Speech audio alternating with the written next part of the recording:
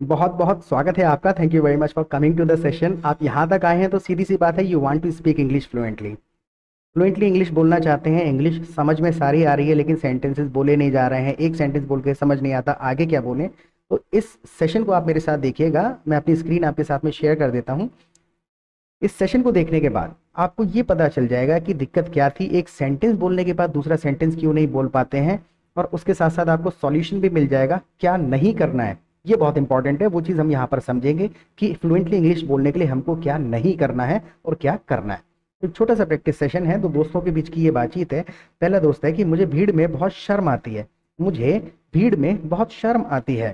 बिल्कुल बेसिक सा सेंटेंस है, बेसिक से स्टार्ट करेंगे फिर हम एडवांस की तरफ बढ़ जाएंगे इसी सेशन में। I feel very shy in the crowd, या फिर आई am very shy in public, इसको इस तरीके से भी कहा जा सकता है। आई am very shy in public या फिर I feel very shy in the crowd. Now the next sentence is, जब मैं किसी नई जगह जाता हूँ। जब मैं किसी नई जगह जाता हूँ, when I visit any new place, या फिर when I go to some new places, when I go to any new place. देखिए, कहने के बहुत सारे तरीके हो सकते हैं लेकिन structure has to remain same. Structure has to be correct. कहाँ से शुरू करना है, कहाँ एंड करना है, ये चीज़ इंपॉर्टेंट है। शब्द बदले जा सकते हैं और ये चीज़ को सीखने का तरीका बेस्ट यही है कि आप नेचुरली कॉन्वर्सेशन को सुनिए। हाँ, when I go to some new places या फिर when I visit any new place, जब मैं किसी नई जगह जाता हूँ और मुझे किसी से एड्रेस पूछना पड़ता है, और मुझे किसी से एड्रेस पूछना पड़ता है, और मुझे किसी से एड्रेस पूछना पड़ता है, and I need to ask someone for the address. जब नीड मतलब जब मुझे ज़रूरत होती है। Getting my point. हर जगह हैव टू का इस्तेमाल भी अच्छा नहीं लगता है। When I have to ask someone for the address भी कह सकते हैं, लेकिन जब मैं किसी जगह जाता हूँ और मुझे ज़रूरत पड़ती है कि चलो किसी से एड्रेस पूछ लूँ, when I need to ask someone for the address, जब मुझे किसी से एड्रेस पूछना पड़ता है। देखिए, बेस्ट तरीका यही है कि आप हर सेंटेंस को मेरे साथ रिपीट करते जाइए। जब आप इस सेंटेंस को यहाँ से यहाँ तक 2 बार बोलोगे तो खुद समझ में आ जाएगा हमने टू क्यों लगाया है, फॉर कहाँ बोला है, एड्रेस लास्ट में क्यों बोला है। लॉजिक ऑफ इंग्लिश आपको समझ आ जाएगा, स्ट्रक्चर आपको रट जाएगा, and you will be able to create new sentences on the basis of these structures. Structures का खेल है, मुश्किल से 300 सेंटेंसेज अगर आपको स्ट्रक्चर करने आ गए तो समझ लीजिए पूरी इंग्लिश आपको आ गई। हाँ, I am very shy in public and when I visit any new places and I need to ask for the address from anyone. जितनी बार मैं रिपीट करूंगा हर बार शब्द बदल जाएंगे, स्ट्रक्चर बदल जाएंगे, बिकॉज रट्टा मार के नहीं चलता है काम। समझ आना चाहिए कि कैसे एक्सप्लेन करना है किसी चीज़ को।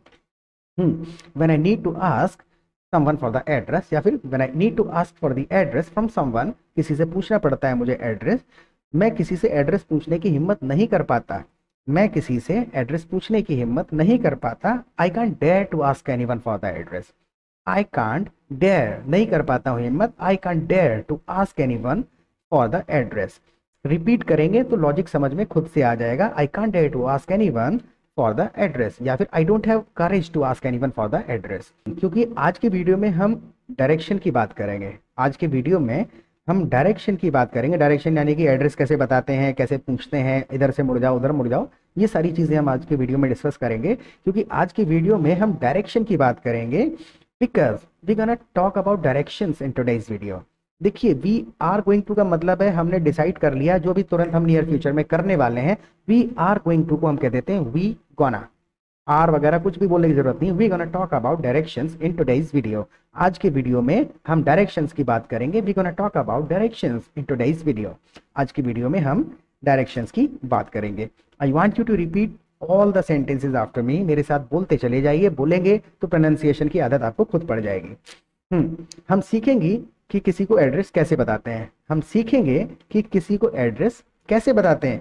वी विल लर्न, बिल्कुल बेसिक है, हम सीखेंगे। We will learn how to tell directions to anyone, या फिर we will learn how to tell address to anyone. Direction address कोई भी शब्द इस्तेमाल कर सकते हैं, बट द स्ट्रक्चर पता होना चाहिए कि यहाँ शुरू करना है, कहाँ खत्म करना है। We will learn how to tell address to anyone.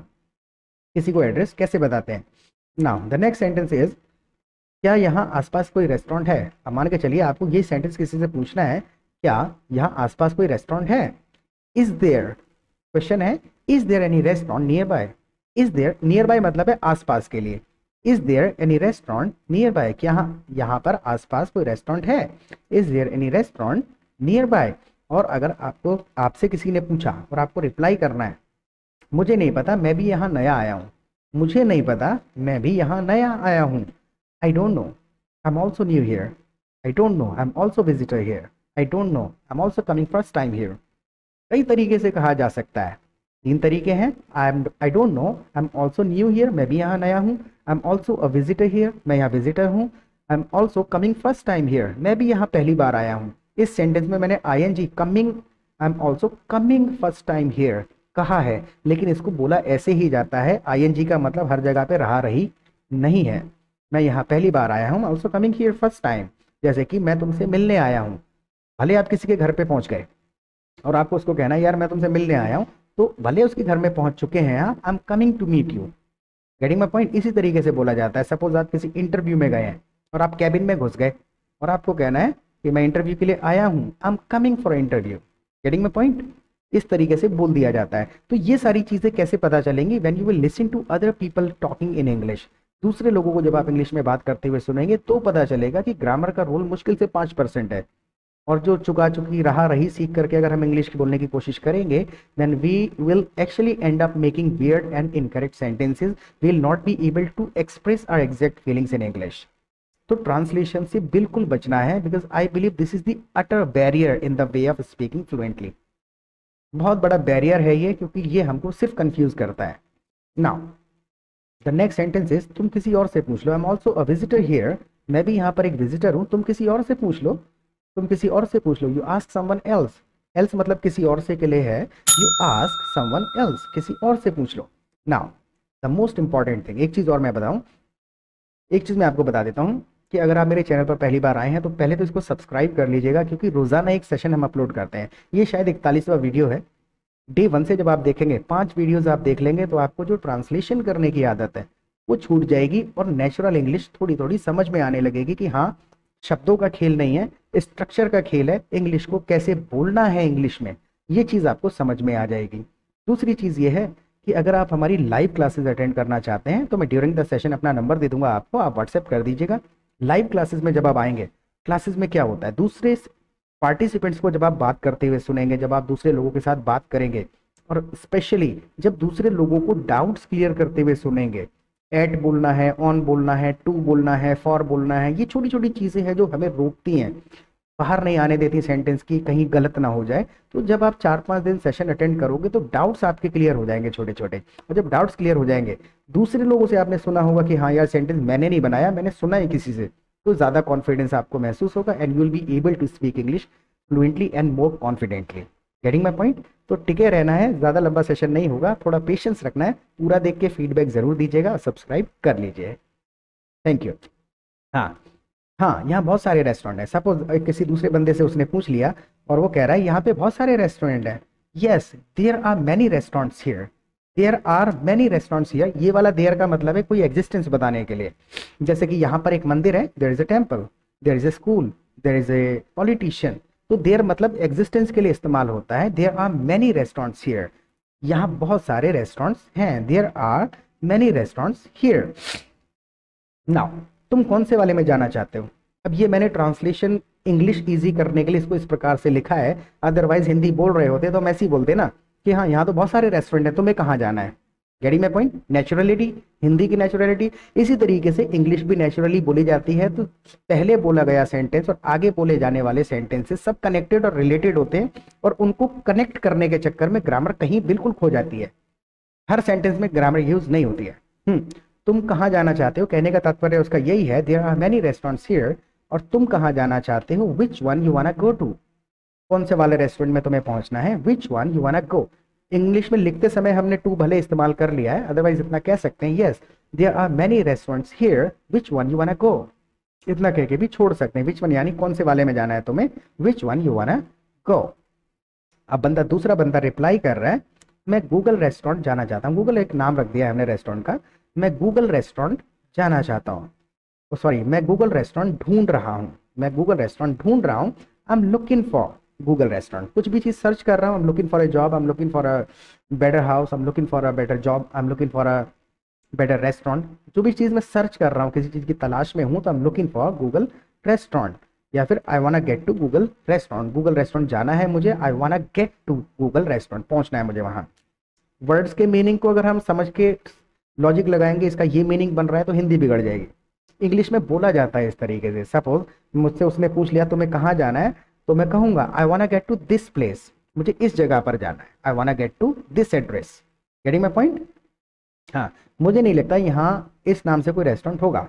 बंदा कह रहा है कि मुझे नहीं लगता यहाँ पर इस नाम से कोई रेस्टोरेंट होगा, गूगल रेस्टोरेंट के नाम से। I don't think there is any restaurant here with this name.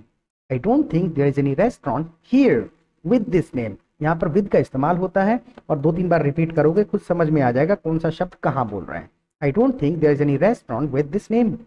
मुझे नहीं लगता इस नाम से यहाँ कोई रेस्टोरेंट है। आपको नाम तो सही पता है। अब बंदा थोड़ा सा डाउट भी कर रहा है उसके ऊपर। आपको नाम तो सही पता है। Have you gotten the name correct? आपको नाम तो सही पता है। देखिए लॉजिक इसके पीछे ग्रामर है थोड़ा सा। हैव जब लगाया है तो गॉट का थर्ड फॉर्म है gotten. Get, got, gotten. Got मतलब है कनेक्ट हो जाना, समझ लेना, ले लेना, जुड़ जाना किसी चीज से। बहुत सारे मीनिंग है गेट के, तो यहाँ पर है समझने के लिए गेट का इस्तेमाल कर रहे हैं। हैव लगा दिया तो have you gotten the name correct, या आपने नाम सही समझा है। Have you gotten the name correct. दूसरा दोस्त रिप्लाई कर रहा है मेरे दोस्त ने फोन पर मुझे बताया था। मेरे दोस्त ने मुझे फोन पर बताया था।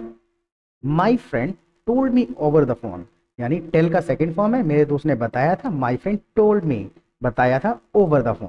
ओवर द फोन ही कहा जाता है फोन पे जब कोई बातचीत होती है। My friend told me over the phone, phone पर उसने मुझको बताया था। Now the last sentence is शायद मैं नाम गलत समझा होऊंगा। शायद मैं नाम गलत समझा होऊंगा। अब अंदाजा लगा रहे हैं और श्योरिटी के साथ। I must have gotten the name wrong. I must have gotten the name wrong. Grammar है बिल्कुल बेसिक सी। मस्ट अंदाजा लगाने के लिए है, हैव के साथ में गेट का सेकंड फॉर्म है। I must have gotten the name wrong, शायद मैं नाम गलत समझा होऊंगा, लिया होगा, सुना होगा। ये गेट का कोई भी यूज हो सकता है इसके अंदर। सिर्फ ये इंडिकेट कर रहा है कि कनेक्शन हुआ है मेरे साथ नाम का। I must have gotten the name wrong. Words का कोई मीनिंग नहीं है। Now the most important thing, ये मेरा व्हाट्सएप नंबर है 8445216563। इस नंबर पे आप मुझे व्हाट्सएप कर दीजिएगा। जब आप हमारी लाइव क्लासेस में आएंगे, जब आप दूसरे लोगों को कॉन्वर्सेशन करते सुनेंगे, तो आपको खुद समझ में आ जाएगा कि what is the difference between translated English and natural English. Fluency के साथ अगर आपको बोलना है, then you will have to listen to the people communicating in English together. दूसरों के डाउट्स सुनोगे, कॉन्फिडेंस आ जाएगा and you will start speaking fluently. तो इस नंबर पे व्हाट्सएप कर दीजिएगा, और सब्सक्राइब ना किया हो तो प्लीज़ कर लीजिएगा, और फीडबैक ज़रूर दे दीजिएगा कि ये सेशन आपको यूज़फुल लगा, नहीं लगा, किस प्रकार के वीडियोज़ आप चाहते हैं। मोस्ट वेलकम है आपके कमेंट्स का।